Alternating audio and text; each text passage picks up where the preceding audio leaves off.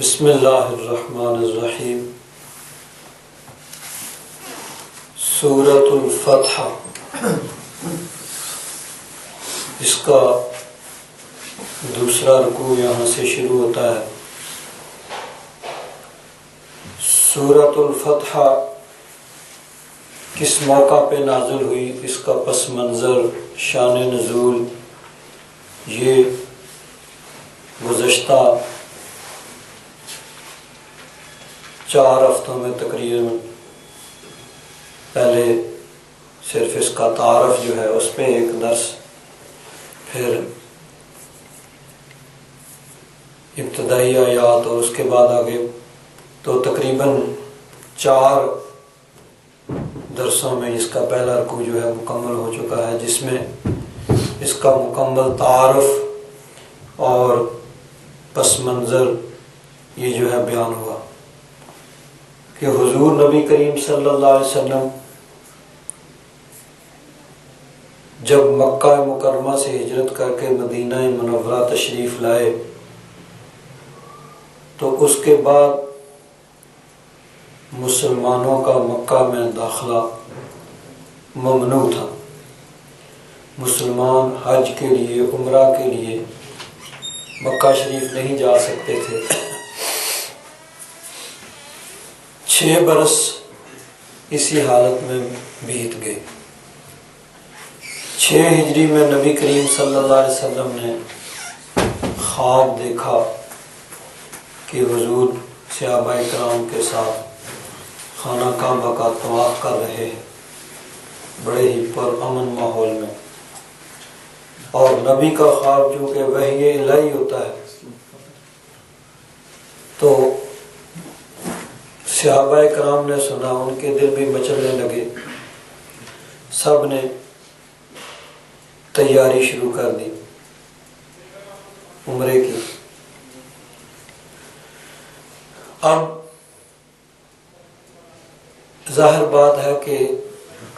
حالات جو ہیں بظاہر سازگار نہیں ہیں، مکہ والے جان کے دشمن ہیں، اور مکہ والے اس سے پہلے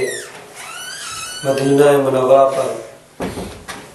حملہ آور بھی ہو چکے ہیں۔ احد کے دامن میں لڑائی ہوئی، پھر اس کے بعد سارے عرب کے قبائل مل کر ہمراہ آور ہوئے اور مسلمانوں نے خندق کھود کے اپنا دفاع کیا اور مدینہ شریف کا دفاع کیا۔ تو ان حالات میں مکہ شریف جانا بظاہر جو ہے وہ موت کے منہ میں جانے کے مترادف تھا۔ حضور نبی کریم صلی اللہ علیہ وسلم بھی اس بات کو بڑی اچھی طرح سمجھتے تھے، اس لیے حضور نبی کریم صلی اللہ علیہ وسلم نے مدینہ منورہ کے ارد گرد کچھ قبائل تھے جن کے ساتھ مسلمانوں کے معاہدے تھے،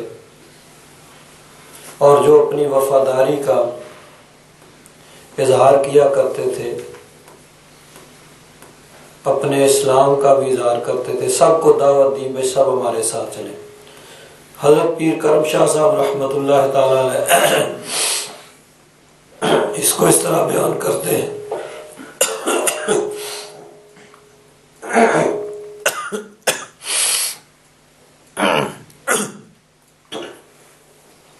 فرماتے ہیں اللہ تعالیٰ کے پیارے رسول صلی اللہ تعالیٰ علیہ وآلہ وسلم نے جب سفر مکہ کی تیاری شروع کی تو مدینہ طیبہ کے گرد و نواح میں جو قبائل جن کا نام مزینہ، جہینہ، غفار، اشجع وغیرہ وغیرہ، یہ جو آباد تھے اور جو اکثر اسلام سے اپنی وفاداری کا اظہار کرتے رہتے تھے، ان کو بھی دعوت دی گئی کہ وہ بھی اس سفر میں ساتھ چلیں۔ وجہ کیا تھی؟ یہ قوی اندیشہ تھا کہ کفار مکہ شرارت سے باز نہیں آئیں گے۔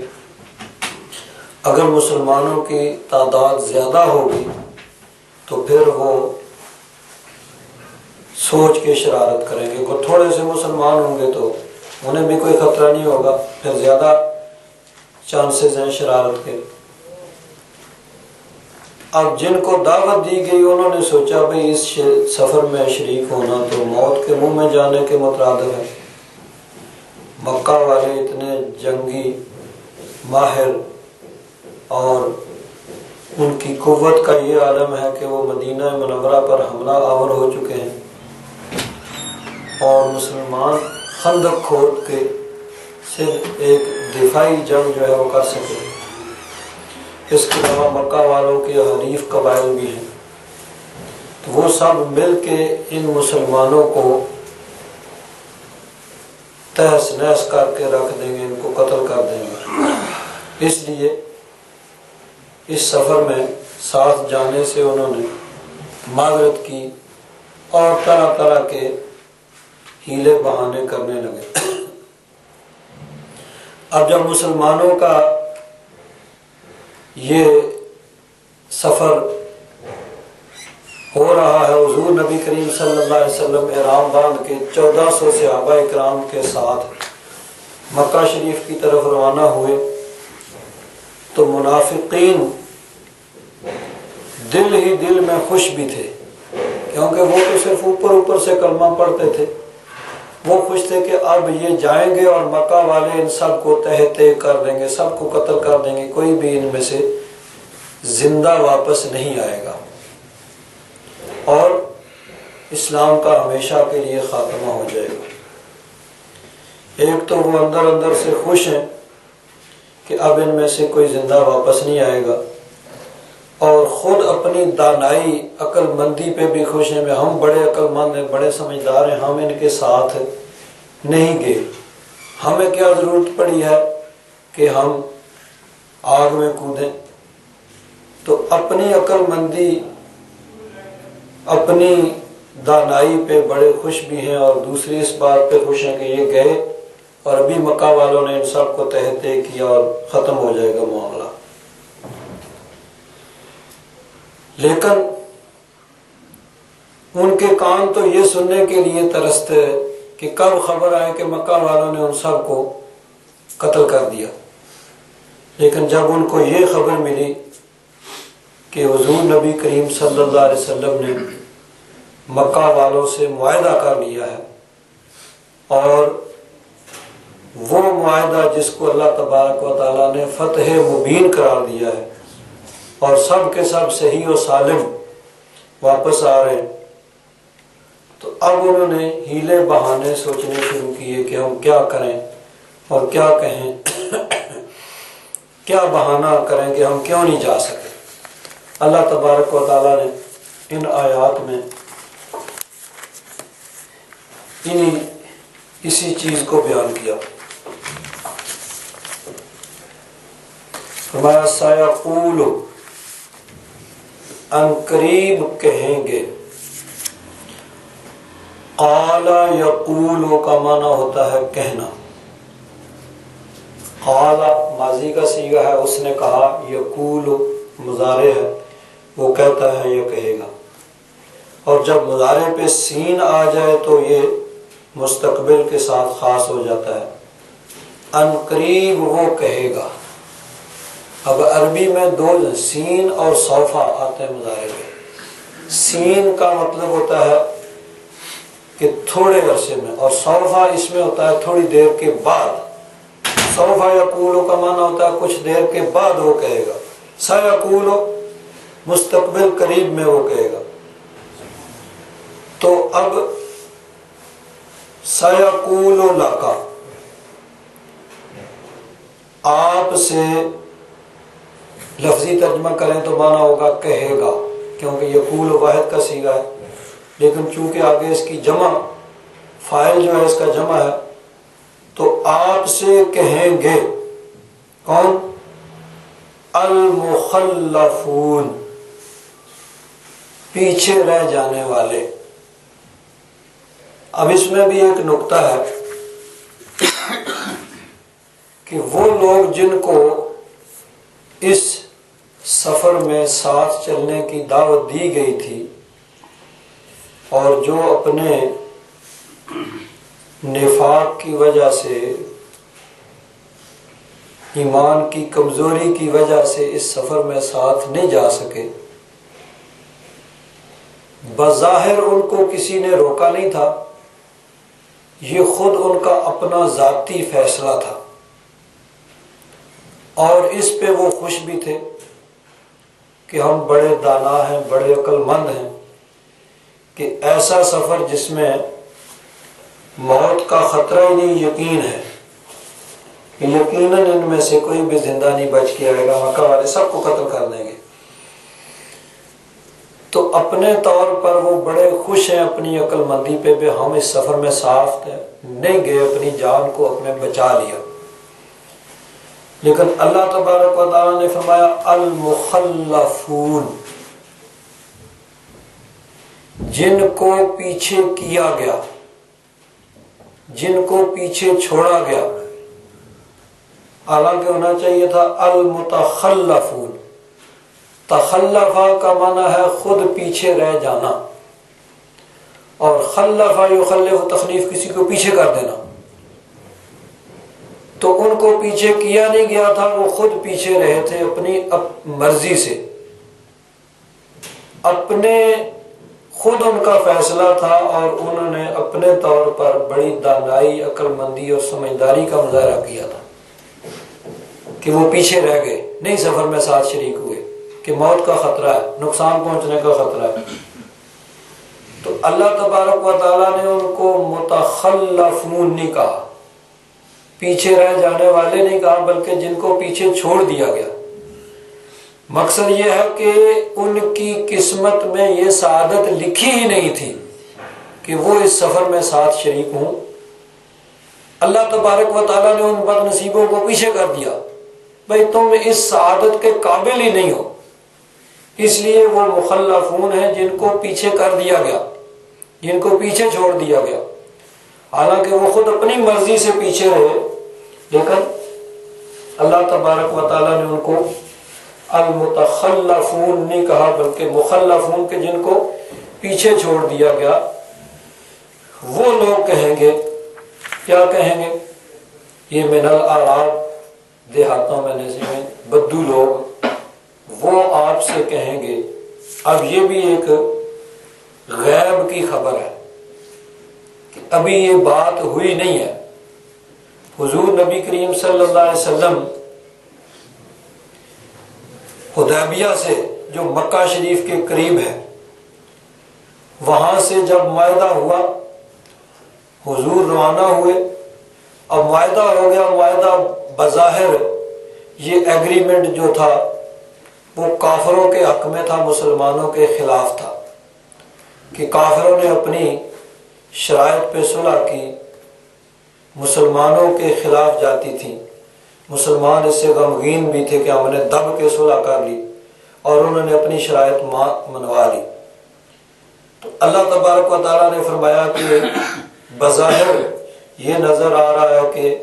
کافروں نے اپنی شرائط منوا لی اور مسلمانوں نے دب کر صلح کی ہے اور کمزوری کا مظاہرہ کیا ہے، لیکن یہ فتح مبین ہے، یہ ایسا معاہدہ ہے جو اسلام کی ترقی میں ایک بنیادی کردار ادا کرے گا۔ تو اس وقت یہ آیات، یہ صورت نازل ہوئی مکہ شریف سے، حدیبیہ سے واپس روانگی کے وقت، اور یہ غیب کی خبر دی جا رہی ہے کہ جب تم لوگ مدینہ منورہ پہنچو گے تو وہ جو پیچھے رہ گئے، جن کو پیچھے چھوڑ دیا گیا، جن کی قسمت میں ہی نہیں تھا، جن کے مقدر میں ہی نہیں تھا اس سفر میں شامل ہونا، وہ لوگ یہ کہیں گے، اس طرح کی باتیں کریں گے۔ تو اللہ تبارک و تعالیٰ اپنے محبوب کو غیب کی خبر دے رہا ہے کہ جو واقعہ ابھی نہیں ہوا، اللہ تعالیٰ نے پہلے مطلع فرما دیا کہ یہ ہوگا۔ کسی کا نام ہے غیب؟ یہی ہمارا اہل سنت و جماعت کا عقیدہ ہے کہ اللہ تبارک و تعالیٰ اپنے محبوب کو مطلع فرماتا ہے۔ جو واقعہ ابھی نہیں ہوا، جو بعد میں ہونا ہے، اللہ تعالیٰ اپنے محبوب کو پہلے ہی ان پر مطلع فرما دیتا ہے، اور جو واقعات سینکڑوں ہزاروں سال پہلے ہو چکے ان کا بھی اللہ تعالیٰ نے اپنے محبوب کو خبر دے دی اور مطلع فرما دیا۔ تو یہی مطلب ہے کہ حضور نبی کریم صلی اللہ علیہ وسلم کو اللہ تبارک و تعالیٰ غیب کی خبریں عطا فرماتا ہے۔ تو یہ بھی اللہ تعالیٰ نے اپنے محبوب کو غیب کی خبر دی، غیب پر مطلع فرمایا کہ جو واقعہ ابھی نہیں ہوا ہے کہ اس طرح ہوگا، اور ظاہر بات ہے جب اللہ تعالیٰ کی خبر ہے تو وہ جھوٹی نہیں ہو سکتی، اس کے مطابق ہی پھر ہوگا۔ تو اللہ تعالیٰ نے فرمایا کہ محبوب جب آپ لوٹ کے مدینہ منورہ جائیں گے تو وہ پیچھے رہ جانے والے بد نصیب لوگ، وہ آ کے بدو لوگ، دیہاتی لوگ آپ سے کہیں گے شغلتنا اموالنا واہلونا، ہمیں مشغول کر دیا تھا ہمارے مالوں نے اور ہمارے اہل و عیال نے، یعنی ہم اب بہانے بنا رہے ہیں۔ پہلے کیا تھا، خوش تھے کہ ہم ساتھ نہیں گئے، یہ لوگ موت کے منہ میں جا رہے ہیں، ہم ان کے ساتھ نہیں گئے، بڑے زیرک ہیں، بڑے عقل مند ہیں، بڑے دانا ہیں کہ ہم ان کے ساتھ اس سفر میں شامل نہیں ہوئے۔ اب اللہ تعالیٰ فرماتا ہے کہ اب وہ بہانے بنائیں گے اور کہیں گے جی ہمیں ہمارے اہل و عیال، مال مویشی پیچھے خطرہ تھا، ہم اگر چلے جاتے تو چور ڈاکو دشمن آ کے ہمارے مال لوٹ کے لے جاتے، ہمارے بیوی بچوں کو وہ قیدی بنا لیتے، تو اس لیے ہم آپ کے ساتھ نہیں جا سکے۔ شغلتنا اموالنا واہلونا، اللہ تعالیٰ فرماتا ہے وہ آ کے یہ بہانے بنائیں گے، یعنی ابھی انہوں نے یہ کام کرنا ہے، حضور نے مدینہ منورہ پہنچنا ہے، اور پہنچ کے جب وہاں تشریف لے جانا ہے تو پھر ان لوگوں نے آ کے کہنا ہے جی یہ ایسے ایسے انہوں نے بہانے بنانے۔ اللہ تعالیٰ اپنے محبوب کو پہلے ہی مطلع فرما رہا کہ یہ آ کے وہ بہانے بنائیں گے۔ فاستغفر لنا، اور یہ بھی کہیں گے کہ ہمارے لیے اللہ تبارک و تعالیٰ سے بخشش مانگیے۔ ایک تو بہانے بنائیں گے کہ ہمارے اہل و عیال اور مال اور مویشی ان کو خطرہ تھا، اس لیے ہم آپ کے ساتھ سفر میں شامل نہیں ہو سکے، اور ہمارے لیے آپ بخشش مانگیے۔ اللہ تبارک و تعالیٰ فرماتا ہے یقولون بألسنتہم، یہ اپنی زبانوں سے کہہ رہے ہیں، السنت لسان ان کی جمع ہے، اپنی زبانوں سے کہہ رہے ہیں ما لیس فی قلوبہم، جو ان کے دلوں میں نہیں ہے، یعنی یہ نہیں ہے کہ اب ان کو احساس ہو گیا ہے اپنی غلطی کا اور وہ اس پہ نادم اور شرمندہ ہیں، بلکہ یہ بھی وہ منافقانہ طور پر، ظاہرداری کے طور پر یہ بات کر رہے ہیں، دل سے اب بھی وہ نادم اور شرمندہ نہیں ہے کہ ہم اس سفر میں ساتھ نہیں جا سکے۔ یعنی منافق تو یہ سمجھتے نا کہ ان کو کیا پتا بھائی ہمارے دل میں کیا ہے، دل کا ان کو کیا خبر، ان بیچاروں کو کیا خبر کہ اللہ تبارک و تعالیٰ نے ان کو صرف ایک دل نہیں۔ اعلیٰ حضرت فاضل بریلوی رضی اللہ تعالیٰ عنہ عرض کرتے ہیں کروں عرض کیا تجھ سے اے آل مصر کہ تجھ پر میری حالت دل کھلی ہے، اے راز کی بات جاننے والے آپ سے عرض کرنے کی کیا حاجت ہے کہ آپ پر میرے دل کی حالت جو ہے وہ کھلی ہوئی ہے، آپ جانتے ہیں میرے دل میں کیا ہے۔ اور پھر آگے کہتے ہیں کہ صرف میرا دل ہی کیا، خدا نے کیا تجھ کو آگاہ سب سے، دو عالم میں جو کچھ خفی و جلی ہے، دو جہان میں جو کچھ ظاہر ہے جو کچھ پوشیدہ، اللہ تعالیٰ نے سب پر آپ کو مطلع فرما دیا، صرف میرا دل ہی نہیں۔ تو لیکن منافق یہ سمجھتے تھے کہ ہمارے دلوں میں جو کچھ ہے ان کو کیا پتا کہ دل میں کیا ہے، ہم زبانی طور پر بہانے بنا کے اور اپنی چرب زبانی سے ان کو کہیں بھئی ہمیں خطرہ تھا پیچھے اہل و عیال کا، مال مویشی کا، اس لیے ہمارے لیے بخشش مانگو۔ تو اللہ تعالیٰ فرماتا ہے اب بھی ان کو کوئی ندامت اور شرمندگی نہیں ہے، صرف یہ زبانی طور پر کہہ رہے ہیں ما لیس فی قلوبہم، ان کے دلوں میں وہ بات نہیں ہے۔ فرمایا قل، محبوب ان سے فرما دو فَمَن يَمْلِكُ لَكُم مِّنَ اللَّهِ شَيْئًا، کیا اللہ تبارک و تعالیٰ کے مقابلے میں تمہارے لیے کوئی قوت طاقت رکھتا ہے؟ ان ارادہ بکم درن او ارادہ بکم نفع، اگر اللہ تبارک و تعالیٰ تمہیں کوئی نقصان پہنچانا چاہے یا نفع پہنچانا چاہے تو کیا اللہ تعالیٰ کے مقابلے میں کوئی اس کو روک سکتا ہے؟ مطلب یہ ہے کہ اگر تم اس سفر میں ساتھ جاتے تو کیا اللہ تبارک و تعالیٰ کی عطا رک جاتی اور تمہیں جو نفع حاصل ہو رہے وہ نہ ہوتے؟ یا تم گھر میں بیٹھے ہوئے ہو، تمہاری گھر میں موجودگی میں کوئی آفت آ جائے، کوئی بیماری آ جائے، کوئی اور ناگہانی آفت آ جائے تو تم کیا اس کو روک لو گے؟ یعنی اللہ تبارک و تعالیٰ تمہارے مال مویشیوں پر کوئی بیماری مسلط کر دے، تمہارے فصلوں پہ، تمہارے باغات پہ اوپر سے اولے پڑنے شروع ہو جائیں، یا اور تمہیں کوئی نقصان اللہ تعالیٰ کی طرف سے آئے تو کیا تم گھر بیٹھے اس کے روک لو گے؟ یا تم سفر پہ اگر ساتھ جاتے تو کیا اللہ تبارک و تعالیٰ کی عطا رک جاتی؟ مقصد یہ ہے کہ جب اللہ رسول کا حکم ہے تو اس کے مطابق تمہیں عمل کرنا چاہیے تھا، اسی میں تمہاری دنیا و آخرت کی بھلائی تھی۔ تو اگر اللہ تعالیٰ نفع پہنچانا چاہے تو کوئی روک نہیں سکتا، اور اللہ تبارک و تعالیٰ کی طرف سے جب نقصان آ جائے تو کوئی اس سے بچانے والا نہیں ہے۔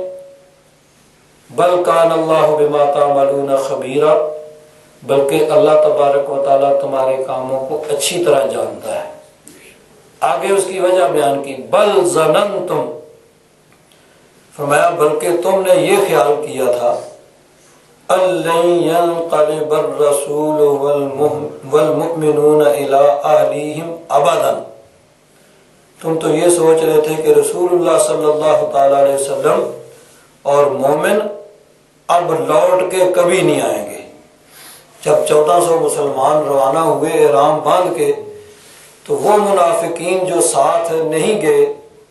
انہوں نے اپنے خیال کے مطابق یہ سوچا کہ یہ لوگ تو کبھی نہیں واپس آئیں گے، یہ صرف 1400 احرام باندھ کے جا رہے ہیں، اور آگے مکہ والے جو ہیں اور ان کے حواری جو ہیں وہ سب تیاری کر کے مسلح ہو کے بیٹھے ہیں، تو کیا ان سے کوئی بچ کے آئے گا؟ سب کو تہہ تہہ کر دیں گے، سب کو قتل کر دیں گے۔ تو اللہ تبارک و تعالیٰ ان کے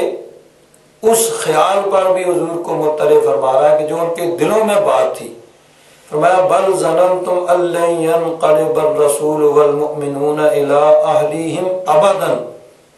تم نے تو یہ سوچا تھا، تم نے تو یہ گمان کیا ہوا تھا کہ رسول اللہ صلی اللہ تعالی علیہ وسلم اور مومن اپنے اہل و عیال کی طرف اپنے گھر کبھی لوٹ کے نہیں آئیں گے۔ وَزُيِّنَ ذَلِكَ فِي قُلُوبِكُمْ، اور یہ بات تمہارے دلوں میں مزین کر دی گئی، یعنی اس پہ تم اندر ہی اندر خوش بھی بڑے تھے کہ یہ جائیں گے اور ان کو سب کو قتل کر دیا جائے گا۔ وَظَنَنْتُمْ ظَنَّ السَّوْءِ، اور تم نے بہت برا گمان کیا۔ وَكُنْتُمْ قَوْمًا بُورًا، اور تم لوگ ہلاک ہونے والے تھے، یعنی تمہارا اس خیال جو تمہارا تھا وہ پورا نہیں ہوا، تمہاری توقعات کے برعکس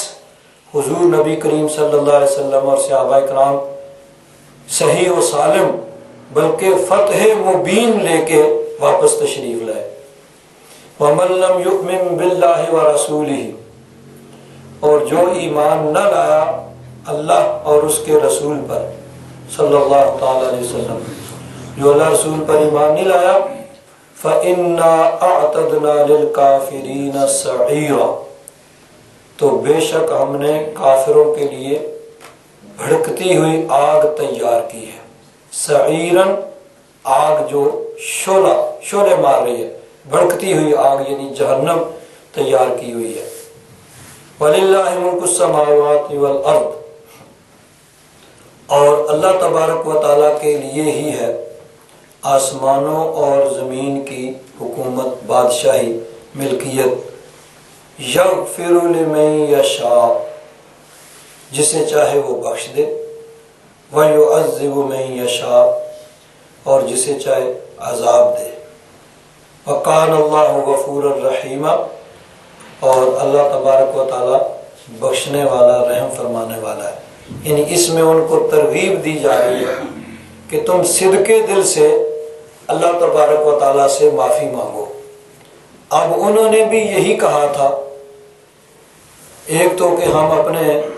اہل و عیال، مال مویشی ان میں مصروف رہے، ہم آپ کے ساتھ سفر میں جا نہیں سکے، فاستغفر لنا، آپ ہمارے لیے بخشش مانگیے۔ لیکن یہ ان کا کہنا اللہ تعالیٰ نے فرمایا صرف زبانی ہے، دل سے نہیں ہے۔ یقولون بألسنتہم ما لیس فی قلوبہم، زبانوں سے وہ بات کر رہے ہیں جو دلوں میں نہیں ہے۔ اب ان کو ترغیب دی جا رہی ہے کہ تم صدقے دل سے اللہ تبارک و تعالیٰ سے معافی مانگو، تو اللہ تبارک و تعالیٰ بخشنے والا، رحم فرمانے والا ہے، کہ جس کو چاہے وہ بخش دے اور جس کو چاہے عذاب دے۔ کوئی اس کے یعنی عذاب کو روکنے والا نہیں ہے، لیکن اللہ تبارک و تعالیٰ کی صفت غفوری اور صفت رحیمی یہ غالب ہے، کہ بے شک اللہ تبارک و تعالیٰ جبار اور قہار بھی ہے، لیکن غفار، رحمان، رحیم ہے، اور اس کی صفت رحیمیت وہ غالب ہے، کہ فرمایا کہ جس کو چاہے عذاب دے، جس کو چاہے بخش دے، اور آگے فرمایا وَقَانَ اللَّهُ غَفُورًا رَحِيمًا، کہ اللہ تبارک و تعالیٰ بخشنے والا، رحم فرمانے والا ہے، یعنی اس سے رحم کی اور بخشش کی امید رکھنی چاہیے۔ کہ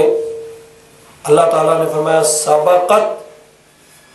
حدیث قدسی ہے، سبقت رحمتی علی غضبی، کہ میری رحمت میرے غضب پر غالب ہے، یعنی بے شک میں عذاب دینے پر بھی قادر ہوں، جس کو چاہوں پکڑ لوں، لیکن میری صفت رحیمیت وہ غالب ہے، تو سبقت رحمتی علی غضبی۔ تو یہاں بھی ان کو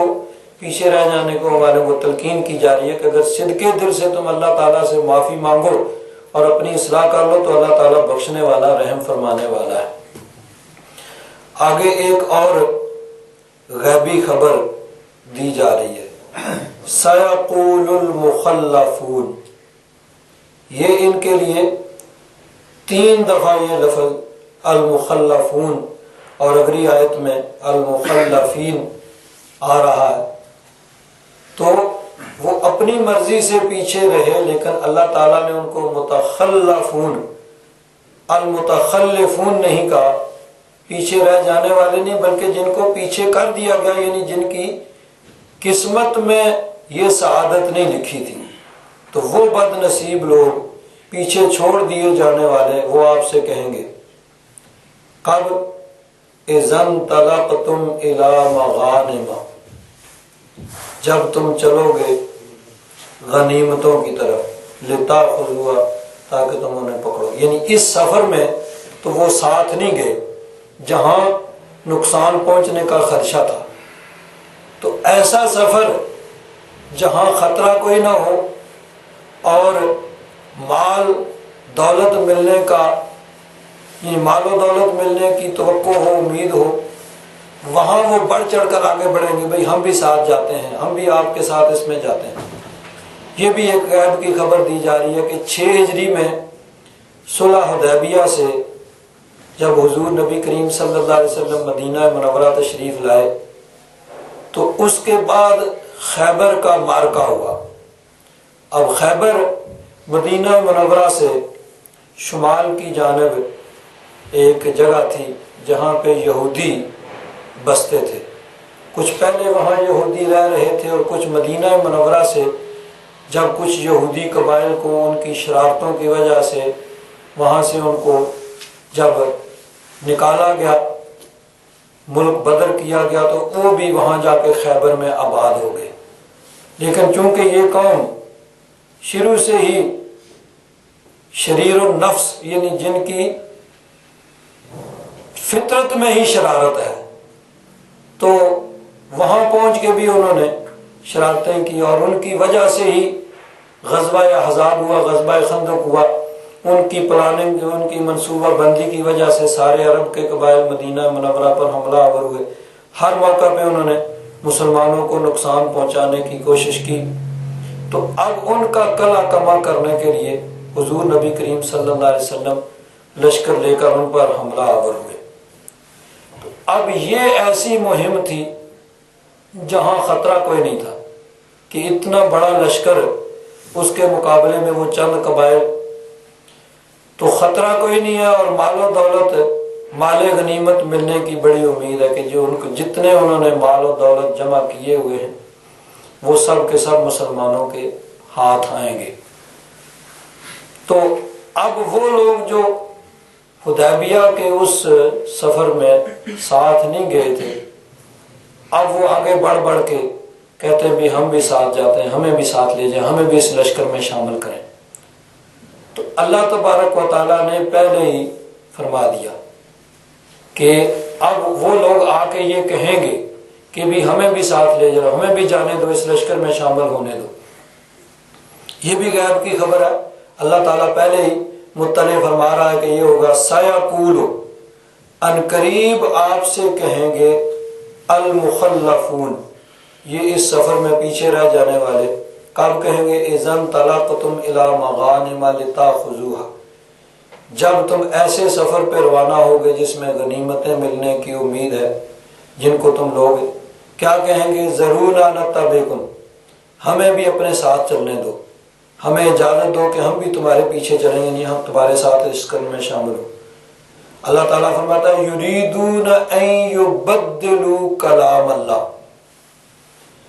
وہ چاہتے ہیں کہ اللہ تبارک و تعالیٰ کی بات کو، اللہ تعالیٰ کے کلام کو بدل دیں۔ قل، محبوب فرما دو، لن تتبعونا، تم ہرگز ہمارے ساتھ نہیں جاؤ گے، یعنی اس سفر میں اب تمہیں ہمارے ساتھ جانے کی اجازت نہیں ہے، کہ جس سفر میں تمہیں ساتھ چلنے کی دعوت دی گئی تھی اس میں تم گئے نہیں، کیونکہ وہاں خدشہ تھا نقصان پہنچنے کا۔ اب وہ سفر ہے جس میں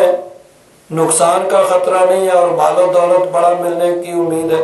اب تم ساتھ چلنا چاہتے ہو۔ اب اللہ تعالیٰ کی طرف سے یہ پابندی ہے کہ نہیں بھائی، اس میں حکم یہ تھا کہ اس سفر میں صرف وہی لوگ جا سکتے ہیں جو حدیبیہ میں ساتھ تھے، وہی اس سفر میں جا سکتے ہیں، دوسرے لوگ نہیں۔ تو فرمایا قل لن تتبعونا، محبوب کہہ دو تم ہرگز ہمارے ساتھ نہیں جاؤ گے۔ یہ جو ہے نفی ہے، جو نہیں کے معنی، یعنی تم ہمارے ساتھ نہیں جا سکتے، تمہیں اجازت نہیں ہے۔ کذالکم قال اللہ من قبل، ایسے ہی اللہ تبارک و تعالیٰ نے پہلے فرما دیا ہے۔ فَسَيَقُولُونَ، ایک اور غیب کی خبر دی جا رہی ہے کہ محبوب جب آپ ان سے کہیں گے نا کہ تم ہمارے ساتھ نہیں جا سکتے، اللہ تعالیٰ کا حکم یہ ہے کہ اس سفر میں صرف وہی لوگ ساتھ جائیں گے جو حدیبیہ میں شامل تھے، تو وہ کہیں گے بل تحسدوننا، بلکہ تم ہم سے حسد کرتے ہو، یعنی پھر وہ کہیں گے کہ تم لوگ ہمیں ساتھ چلنے نہیں دیتے، تم چاہتے ہو کہ مال و دولت تم سب خود قبضہ کر لو، یعنی اللہ تبارک و تعالیٰ کا حکم تو کوئی نہیں ہے، تم نے اپنے پاس سے بنا لیا ہے۔ تو اب دیکھیے یہاں سے وحی خفی اس کا بھی، یعنی کہ اللہ تبارک و تعالیٰ ایک تو ہے اللہ اپنے محبوب کو قرآن پاک کی آیت نازل کر کے کوئی حکم دیتا ہے، اس کو کہتے ہیں وحی جلی، واضح وحی، اور ایک ہوتی ہے وحی خفی کہ اللہ تبارک و تعالیٰ اپنے محبوب کو کوئی حکم دیتا ہے جو قرآن پاک کی صورت میں نہیں ہوتا ہے۔ تو اب قرآن پاک میں پہلے یہ آیت کہیں نہیں اتری تھی کہ جی وہ جو ہیں حدیبیہ والے ہی ساتھ جائیں گے، دوسرے نہیں ساتھ جائیں گے۔ یہ تو حضور نے جب انہوں نے کہا بھئی ہمیں ساتھ چلنے دو،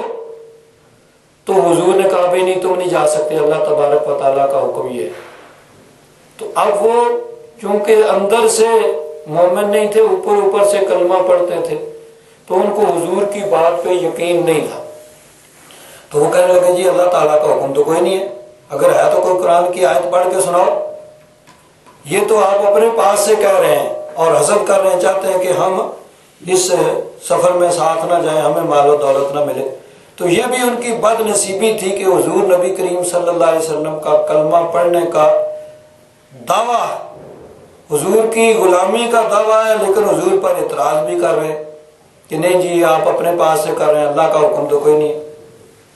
تو اللہ تعالیٰ نے فرمایا فَسَيَقُولُونَ بَلْ تَحْسُدُونَنَا، ان قریب وہ کہیں گے بلکہ تم ہم سے حسد کرتے ہو،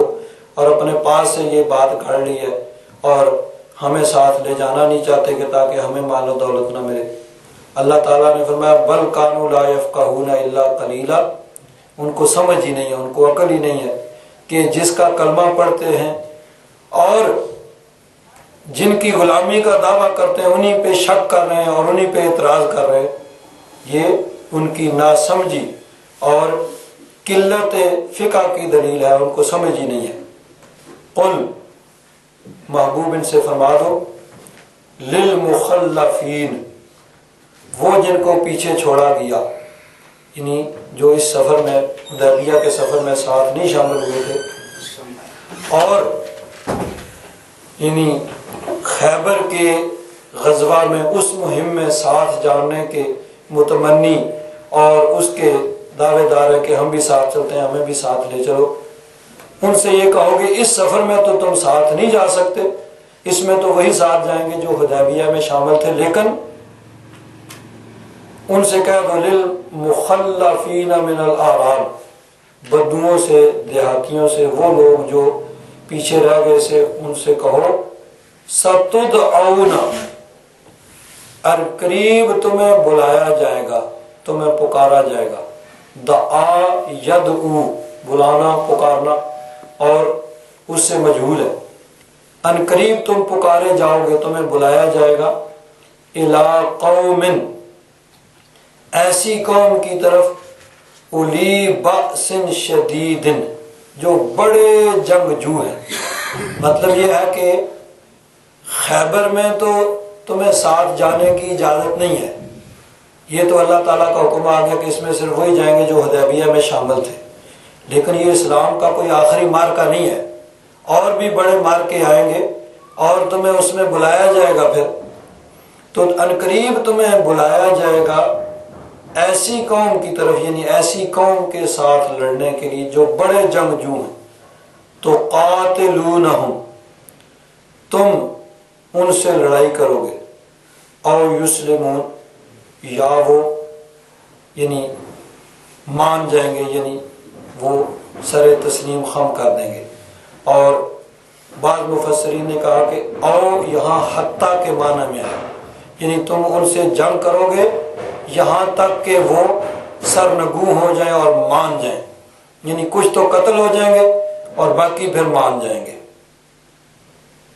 فَإِن تُطِيعُوا، اگر تم اطاعت کرو، یعنی جب تمہیں بلایا جائے اس لڑائی کے لیے تو تم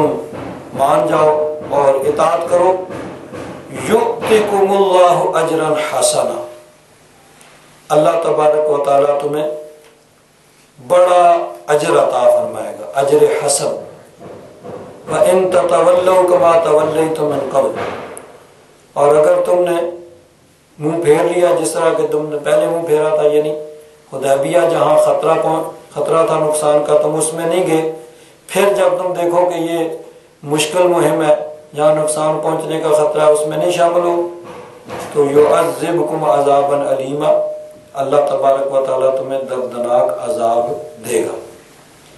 اب اس مہم سے کون سی مہم مراد ہے؟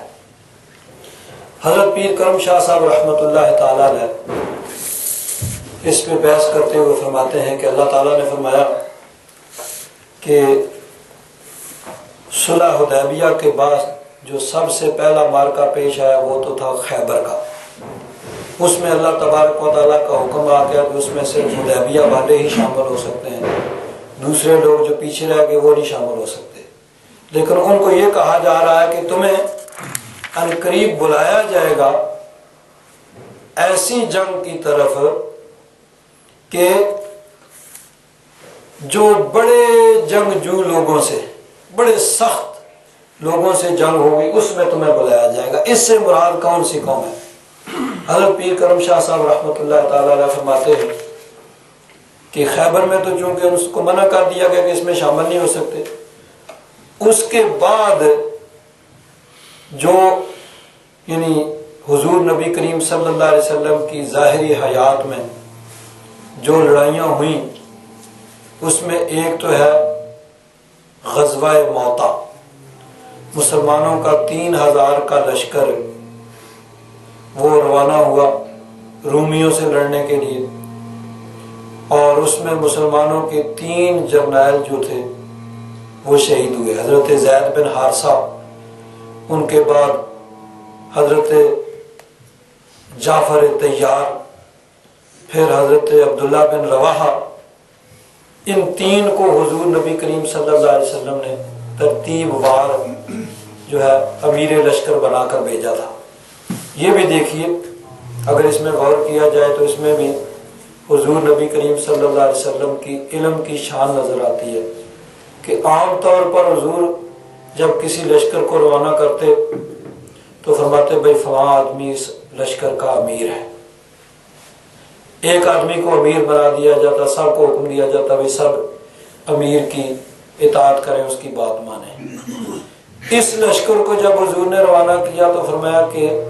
زید بن حارثہ اس کے امیر ہیں،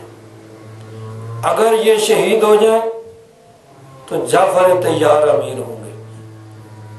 اگر وہ شہید ہو جائیں تو عبداللہ بن رواحہ اس لشکر کے امیر ہوں گے۔ اب جنگ ہوئی، 3000 کا مسلمانوں کا لشکر ہے اور اس کے مقابلے میں 50,000 یا 1 لاکھ یا 2 لاکھ، یعنی اس میں روایات میں اختلاف، آگے رومیوں کا لشکر ہے۔ حضرت زید بن حارثہ بھی شہید ہو گئے، حضرت جعفر طیار نے جھنڈا پکڑا وہ بھی شہید ہو گئے، پھر حضرت عبداللہ بن رواحہ نے پکڑا وہ بھی شہید ہو گئے۔ حضور نبی کریم صلی اللہ علیہ وسلم مدینہ منورہ میں بیٹھے ہوئے، مسجد نبوی شریف میں بیٹھے ہوئے صحابہ کرام کو جنگ، جو سینکڑوں میل دور جنگ ہو رہی ہے، حضور مسجد نبوی شریف میں بیٹھے سب کو بتا رہے ہیں کہ اب یہ ہوا، اب زید بن حارثہ شہید ہو گئے، اب جو ہے حضرت جعفر طیار شہید ہو گئے، اب عبداللہ بن رواحہ شہید ہو گئے۔ اب اللہ کی تلواروں میں سے ایک تلوار، یعنی حضرت خالد بن ولید، انہوں نے جھنڈا اٹھا لیا۔ اب حضرت خالد بن ولید کو حضور نے یہ نہیں کہا تھا، 3 آدمیوں کو حضور نے مقرر کیا تھا، وہ تینوں شہید ہو گئے، تو حضرت خالد بن ولید خود انہوں نے جنگ کے حالات کے پیش نظر خود ہی انہوں نے جھنڈا پکڑ لیا، اور پھر اپنی ذہانت اور سمجھداری اور عقل مندی سے مسلمانوں کا وہ لشکر جو ان یعنی لاکھوں کی تعداد میں رومیوں کے نرغے میں آ گیا تھا، اور ان میں سے کسی کا بھی زندہ بچ کر واپس آنے کی امید نہیں تھی، انہوں نے اپنی عقل مندی اور سمجھداری سے اس لشکر کو وہاں سے نکال لیا۔ تو اب حضرت پیر کرم شاہ صاحب فرماتے ہیں، یہ بھی اس کا مصداق نہیں ہو سکتا، فتح مکہ میں 10,000 کا لشکر حضور لے کے گئے، وہاں کوئی اکا دکا جو ہے وہ چھوٹے موٹے یعنی مارکے ہوئے، لیکن اجتماعی جنگ نہیں ہوئی۔ اسی طرح حنین اور طائف وغیرہ اور غزوہ تبوک میں حضور لشکر لے کر گئے، لیکن وہاں بھی جنگ نہیں ہوئی۔ فرماتے ہیں یہ سارے جو ہیں اس کا مصداق نہیں ہو سکتے کہ اللہ تعالیٰ نے فرمایا کہ ایک بڑی جنگجو قوم کی طرف تمہیں بلایا جائے گا۔ تو اب فرماتے ہیں اس جنگجو قوم کا کون سا، ویسے پچھلے الفاظ پہ بھی غور کریں تو اس سے بھی ہے کہ اللہ تبارک و تعالیٰ نے فرمایا کہ قُلْ لَمْ تَتَّبِعُونَا كَذَلِكُمْ قَالَ لَهُمْ، یعنی تم ہمارے ساتھ نہیں جا سکتے۔ اس میں یہ ہے کہ حضور کے ساتھ پھر ان کو یعنی اجازت نہیں تھی جانے کی۔ تو یہ اس سے مارکے سے مراد ہے مسیلمہ کذاب کا مارکہ۔ حضور نبی کریم صلی اللہ علیہ وسلم کا جب وصال ہوا، حضرت ابو بکر صدیق رضی اللہ تعالیٰ عنہ آپ نے خلافت سنبھالی، تو اب مختلف قسم کے فتنے اٹھ کھڑے ہوئے۔ کچھ لوگ انہوں نے کہا بھئی ہم زکوٰۃ نہیں دیں گے، زکوٰۃ کے وہ منکر ہو گئے۔ کچھ دیہاتی قبائل جو ہیں وہ مرتد ہو گئے کہ حضور نبی کریم صلی اللہ علیہ وسلم کا وصال ہو گیا، وہ نئے نئے مسلمان ہوئے تھے، انہوں نے کہا اب کیا ضرورت ہے ان کے متبع رہنے کی اور ان کے تابع رہنے کی۔ اپنی اپنی جگہ وہ سارے شہنشاہ تھے، ہر ایک اپنے قبیلے کا سردار تھا، انہوں نے کہا اب چھوڑو ان کو، اب کیا ضرورت، مرتد ہو گئے، دین سے پھر گئے۔ ایک طرف زکوٰۃ کو انکار کرنے والے، ایک طرف مرتدین، اور کچھ لوگ وہ تھے جنہوں نے خود اپنی نبوت کا اعلان کر دیا۔ ان میں سب سے زیادہ جس آدمی نے شہرت حاصل کی اور قوت اور طاقت جس نے حاصل کر لی وہ مسیلمہ کذاب تھا۔ مسیلمہ اس کا نام ہے اور کذاب اس کو کہا جاتا ہے، بہت بڑا جھوٹا۔ اس نے بھی نبوت کا دعویٰ کر دیا، اور یہ وہ شخص تھا کہ جس نے نبی کریم صلی اللہ علیہ وسلم کی ظاہری حیات میں ہی کس نے اعلان نبوت کر دیا تھا۔ اس نے کہا تھا میں بھی نبی ہوں، میری طرف وحی آتی ہے۔ اب اس کے قبیلے کے لوگ وہ سب اس کے گرد جمع ہو گئے، اور اس نے بہت بڑا لشکر اکٹھا کر لیا۔ بلکہ ایک روایت میں یہ آتا ہے کہ اس کے قبیلے کا ایک آدمی وہ اس کے گیا وہاں پہ، طلیحہ اس کا نام تھا، تو وہ کہنے لگا کہ میں مسیلمہ سے ملنا چاہتا ہوں۔ اس کے عقیدت مندوں نے جواب دیا کہ تم کہو مسیلمہ رسول اللہ۔ طلیحہ نے کہا میں اس کو پہلے دیکھ لوں، اس سے بات چیت کروں نا، پھر اب انہوں نے اس کے پاس لے کر گئے تو طلیحہ نے مسیلمہ سے پوچھا کہ تمہارے پاس کون آتا ہے؟ اس نے کہا میرے پاس رحمان آتا ہے۔ اس نے کہا افی نور ام ظلمت، روشنی میں آتا ہے یا اندھیرے میں آتا ہے؟ مسلمہ نے کہا وہ اندھیرے میں آتا ہے۔ اب وہ طلیحہ کہتا ہے اشہد انک کذاب وان محمدا صلی اللہ تعالی علیہ وسلم صادق۔ طلیحہ کہتا ہے کہ میں گواہی دیتا ہوں کہ تو جھوٹا ہے اور محمد صلی اللہ علیہ وسلم سچے ہیں، لیکن کذاب ربیعۃ احب الینا من صادق مدعا۔ اس نے کہا کہ ہمارے اپنے قبیلے، یعنی اس کے قبیلے کا نام ربیعہ تھا، اور حضور نبی کریم صلی اللہ علیہ وسلم کا قبیلہ جو تھا مدر تھا۔ قریش مدر کی ایک شاخ تھی، تو پیچھے چل کے بڑا قبیلہ جو ہے مدر، اس کی آگے مختلف شاخیں جو مکہ میں آباد تھی، تو وہ جو ان کا بنی حنیفہ وہ قبیلہ ربیعہ کی شاخ تھی۔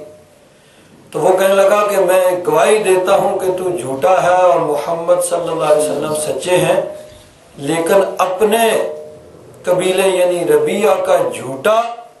ہمیں مدر قبیلے کے سچے سے زیادہ پسندیدہ ہے۔ یہ تھی قبائلی عصبیت کہ اپنا چونکہ قبیلہ ہے اس کا جھوٹا بھی ہمیں منظور ہے، دوسرے قبیلے کا سچا بھی وہ منظور نہیں ہے۔ یہاں ایک بات جو ہے وہ قابل غور ہے کہ ایک ہوتی ہے عصبیت اور ایک ہوتی ہے صلہ رحمی،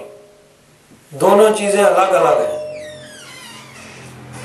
صلہ رحمی کا مطلب ہوتا ہے اپنے قریبی رشتہ داروں سے اچھا سلوک کرنا، لیکن اس میں حق اور ناحق کو دیکھا جائے گا۔ اگر حق اور درست بات میں اپنے قریبی رشتہ داروں سے اچھا سلوک کیا جائے گا، ان کی ہمدردی کی جائے گی، ان کے ساتھ اچھا سلوک کیا جائے گا، اس کو صلہ رحمی کہیں گے۔ اور اگر ناحق بھی ہیں پھر بھی کہیں چونکہ جی اپنے ہیں، اپنا قبیلہ ہے، اپنی قوم ہے، اپنی پارٹی ہے، بہرحال ان کو فیور کرنا ہے، اس کو حمایت کرنی ہے، تو اس کو کہتے ہیں عصبیت۔ تو یہ دو الگ الگ چیزیں ہیں۔ اگر ناحق اپنے لوگوں کی حمایت کی جائے گی تو اس کو عصبیت کہا جائے گا، جو معیوب ہے، جو برا ہے۔ اور اگر حق بات پہ اپنوں کی فیور اور حمایت کی جائے گی تو اس کو صلہ رحمی کہا جائے گا، اور یہ اچھا ہے اور محبوب ہے، اللہ تعالیٰ کو پسند ہے۔ تو یہ عصبیت تھی۔ اس نے کہا کہ بے شک وہ سچے ہیں، تو جھوٹا ہے، لیکن چونکہ تو اپنے قبیلے کا ہے، وہ دوسرے قبیلے کے ہیں، تو دوسرے قبیلے کے سچے سے اپنے قبیلے کا جھوٹا ہی منظور ہے۔ یہ ان کی اس عصبیت کے پیش نظر وہ سب کے سب اس کے گرد جمع ہو گئے، اور بہت بڑا اس نے لشکر اکٹھا کر لیا۔ حضور نبی کریم صلی اللہ علیہ وسلم کے وصال کے بعد اس کے ارد گرد کے لوگ بھی اس کے گرد جمع ہو گئے، اور وہ مسلمانوں کے لیے ایک بہت بڑا خطرہ بن گیا۔ حضرت ابو بکر صدیق رضی اللہ تعالیٰ عنہ نے ایک لشکر بھیجا، وہ بھی کامیاب نہ ہوا، دوسرا لشکر بھیجا، وہ بھی کامیاب نہ ہوا۔ پھر حضرت خالد بن ولید، جن کو حضور نے فرمایا سیف من سیوف اللہ المسلول، اللہ تبارک و تعالیٰ کی تلواروں میں سے ایک تلوار ہے حضرت خالد بن ولید، ان کی قیادت میں ایک لشکر بھیجا، اور اس لشکر کا پھر اس مسلمہ کذاب سے مقابلہ ہوا۔ بہت بڑا لشکر لے کر وہ آ گیا، 60,000 کا لشکر، مورخین کہتے ہیں کہ وہ اس کے ساتھ تھا، مسلمہ کذاب کے ساتھ۔ عرب کے لوگوں نے پہلے کبھی اتنا بڑا لشکر نہیں دیکھا تھا، اس کا اپنا قبیلہ اور ارد گرد کے قبائل سارے اس کے ساتھ، 60,000 کا لشکر ہوا۔ ادھر سے حضرت خالد بن ولید مسلمانوں کا لشکر لے کے آ گئے، بڑی زبردست جنگ ہوئی، اس میں بہت سے مسلمان بڑے کبار صحابہ کرام اس جنگ میں شہید ہوئے۔ ادھر سے بھی مسلمہ کذاب کے لشکر میں سے بعض روایات میں آتا ہے کہ 21,000 افراد اس کے بھی قتل ہوئے۔ بالآخر جب وہ اس کا لشکر جو ہے وہ جنگ کی تاب نہ لا سکا تو وہ بھاگے، پھر اس کو مسلمہ کذاب کو قتل کر دیا گیا۔ اور اس کو قتل کس نے کیا تھا؟ حضرت وحشی رضی اللہ تعالیٰ عنہ۔ یہ مکہ میں رہتے تھے اور مکہ والوں کے غلام تھے، حبشی النسل تھے۔ جنگ بدر کے اندر کچھ لوگ جو قتل ہوئے تھے ان کے یعنی رشتہ دار جو پیچھے تھے ان کے یہ غلام تھے۔ حضرت حمزہ رضی اللہ تعالیٰ عنہ نے ایک شخص کو قتل کیا تھا، تو ایک عورت نے کہا کہ اگر تو حمزہ کو قتل کر دے تو آزاد ہے۔ اب غزوہ بدر کے 1 سال بعد احد میں غزوہ احد میں انہوں نے حضرت وحشی نے، یہ مکہ والوں کی طرف سے آئے تھے اور غلام تھے، اور معاہدہ یہ تھا کہ اگر تو حضرت حمزہ کو قتل کر دے تو آزاد ہے۔ انہوں نے چھپ کے بیٹھے ہوئے تھے، حضرت حمزہ گزرنے لگے تو برچھا پھینکا، حضرت حمزہ کو لگا، حضرت حمزہ شہید ہو گئے۔ اس معاہدے کے مطابق یہ جو ہیں آزاد ہو گئے۔ اب فتح مکہ کے بعد یہ بھاگ گئے، پھر جب حضور کا دریائے رحمت دیکھا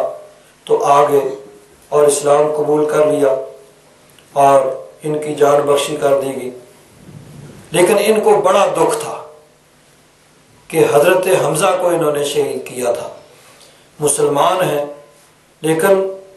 اسلام کی اب اسلام جب لائے تو ان کے پچھلے سارے گناہ اس کی وجہ سے معاف بھی ہو گئے، لیکن ان کو اپنے طور پر بہت دکھ تھا کہ میں نے نبی کریم صلی اللہ علیہ وسلم کے چچا کو شہید کیا ہے۔ اب اس غزوہ کے اندر بھی یہ مسلمانوں کی طرف سے شامل تھے، تو انہوں نے حضرت وحشی نے پھر اس مسلمہ کذاب کو قتل کیا۔ تو اس کو قتل کرنے کے بعد پھر یہ مطمئن ہوئے کہ میں نے اگر ایک خیر الناس، لوگوں میں جو سب سے بہتر تھے، ان کو اگر قتل کیا تھا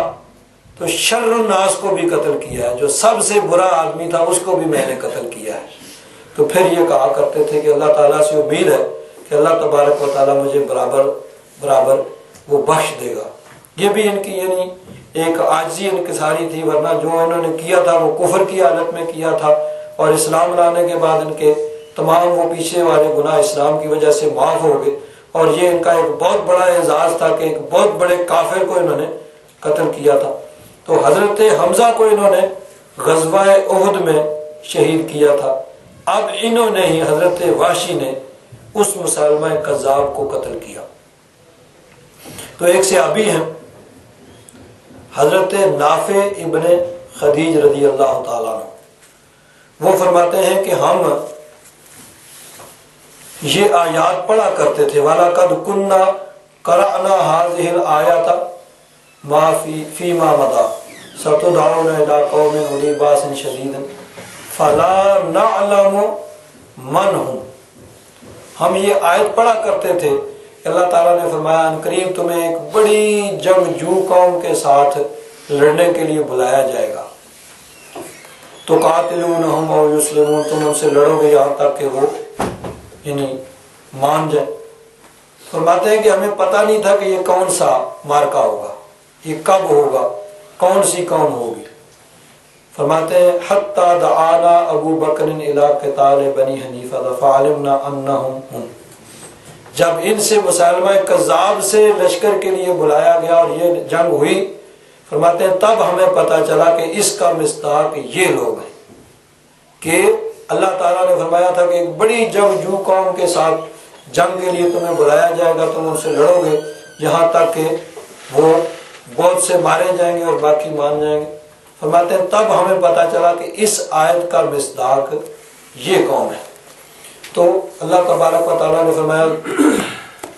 ان پیچھے رہ جانے والوں سے کہو ستدعون الی قوم اولی باس شدید، ان قریب تمہیں بلایا جائے گا ایک قوم کی طرف جو بڑے جنگجو ہیں، تو قاتلونہم او یسلمون، تم ان سے جنگ کرو گے یہاں تک کہ وہ مان جائے. فَإِن تُطِيعُوا يُؤْتِكُمُ اللَّهُ أَجْرًا حَسَنًا، اگر تم اطاعت کرو گے تو اللہ تبارک و تعالیٰ تمہیں بہت اچھا اجر عطا فرمائے گا. وَإِن تَتَوَلَّوْا كَمَا تَوَلَّيْتُم مِّن قَبْلُ، اور اگر تم نے منہ پھیرا جس طرح کہ تم نے پہلے اعراض کیا تھا، يُعَذِّبْكُمْ عَذَابًا أَلِيمًا، تو اللہ تبارک و تعالیٰ تمہیں دردناک عذاب دے گا. اگلی جو آیت ہے اس میں یہ ہے کہ جب ان لوگوں کی مذمت بیان کی گئی جو حدیبیہ کے اس سفر میں شامل نہیں ہوئے تھے، تو کچھ لوگ مدینہ منورہ میں مخلص مومن بھی ایسے تھے جو اس سفر میں شامل نہیں ہو سکے تھے کسی عذر کی وجہ سے. تو ان کو بھی خدشہ پیدا ہوا کہ کہیں ہم بھی اس وعید میں تو شامل نہیں ہیں، شامل تو ہم بھی اس لشکر میں نہیں ہوئے، لیکن ہم یعنی کسی مجبوری کی وجہ سے اس میں شامل نہیں ہوئے، معذور تھے، بیمار تھے، کچھ اس طرح کے لوگ. تو انہوں نے حضور نبی کریم صلی اللہ علیہ وسلم کی بارگاہ میں عرض کیا کہ حضور کہیں ہم بھی تو اس وعید میں شامل نہیں ہیں. تو اس وقت یہ آیت کریمہ اتری، لیس علی الاعمی حرج، اعمی کا معنی ہے نابینا، جو دیکھ نہیں سکتا، تو نابینا پہ کوئی حرج نہیں ہے. ولا علی الاعرج حرج، اعرج جو یعنی چل نہیں سکتا، ٹانگوں میں پاؤں میں کوئی یعنی ایسی تکلیف ہے، تو فرمایا نابینا پہ کوئی حرج نہیں ہے، اور اعرج اس پہ بھی جو چل نہیں سکتا اس پہ بھی کوئی حرج نہیں ہے. اعرج کا ترجمہ کیا جاتا ہے لنگڑا. ولا علی المریض حرج، اور نہ کسی مریض یعنی بیمار، جو ایسی بیماری جس کی وجہ سے وہ اس سفر میں شامل نہیں ہو سکے، تو ان پہ کوئی حرج نہیں ہے. یعنی جو کسی واقعتاً، جس کو آپ جینوئن مجبوری کہہ سکتے ہیں، سچے مومن ہیں لیکن کسی مجبوری کی وجہ سے اس لشکر میں شامل نہیں ہو سکے، وہ اس وعید میں داخل نہیں، ان پہ کوئی حرج نہیں ہے. وَمَن يُطِعِ اللَّهَ وَرَسُولَهُ، جس نے اللہ رسول کی اطاعت کی، فرمان برداری کی، يُدْخِلْهُ جنات، اللہ تبارک و تعالیٰ ان کو جنتوں میں داخل فرمائے گا. تجری من تحتها الانہار، جن کے نیچے نہریں جاری ہیں. مقصد یہ ہے کہ نیت پہ بات ہے. جن لوگوں کی نیتیں درست تھیں، حالانکہ دو طرح کے افراد اس سفر میں شامل نہیں ہوئے. کچھ مخلص مومن تھے جو جانا چاہتے تھے لیکن واقعتاً مجبوری، کسی بیماری یا کسی ایسی عذر کی بنا پہ جس کی وجہ سے وہ شامل نہیں ہو سکتے تھے، اس وجہ سے وہ نہیں گئے. اور کچھ لوگ جن کے دلوں میں نفاق تھا اور صرف وہ نقصان اور جان کے خطرے کے پیش نظر اس میں شامل نہیں ہوئے تھے. تو جو جان بوجھ کر بغیر عذر کے اپنی سستی اور کوتاہی کی وجہ سے اور نقصان کے خطرے کے پیش نظر اس میں شامل نہیں ہوئے تھے، ان پر اطاعت فرمایا گیا اور ان کو متخلفون بھی نہیں کہا گیا. متخلفون یعنی پیچھے رہ جانے والے نہیں، بلکہ ان کو کہا گیا کہ یہ بد نصیب بد قسمت ہیں، اس قابل ہی نہیں تھے کہ ان کو اس میں شامل کیا جائے، ان کی قسمت میں نہیں تھا۔ لیکن وہ آدمی جو سچے مومن تھے ان کو فرمایا کہ ان میں کوئی حرج نہیں ہے، یہ کسی مجبوری کی وجہ سے شامل نہیں ہو سکے، اس لیے ان پر کوئی اعتراض اور کوئی حرج نہیں ہے، بلکہ وہ اللہ تبارک و تعالیٰ اور اس کے رسول کے مطیع اور فرما بردار ہیں، اور جو اللہ اور اس کے رسول کی اطاعت اور فرما برداری کرتا ہے اللہ تبارک و تعالیٰ اس کو جنتوں میں داخل فرمائے گا جس کے نیچے نہریں بہہ رہی ہوں گی۔ وَمَن يَتَوَلَّ يُعَذِّبْهُ عَذَابًا أَلِيمًا، ہاں جو منہ پھیرے گا اور جان بوجھ کے اعراض کرے گا، اللہ رسول کی اطاعت سے روگردانی کرے گا، اس کو پھر اللہ تبارک و تعالیٰ دردناک عذاب دے گا۔